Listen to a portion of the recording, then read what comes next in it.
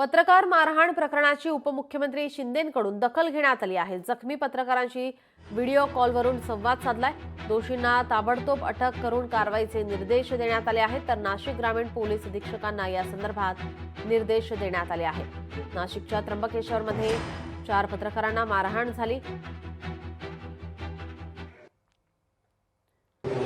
Thank you sir. तुम्ही आता काळजी करू नका, तुमच्या मागे आम्ही आहोत सगळेजण आणि बिलकुल चिंता करू नका, कायदेशीर कठोर कारवाई होईल। Thank you sir. हो हो आपण पूर्ण जबाबदारी घेतो साहेब, आपण आपल्याकडून ते पूर्ण जबाबदारी घ्या आणि व्यवस्थित त्यांना सगळं नियोजन करा। त्यांच्या पत्नी आहेत सर इथे भरल्यात एक मिनिट। हा हा त्यांना पण आपण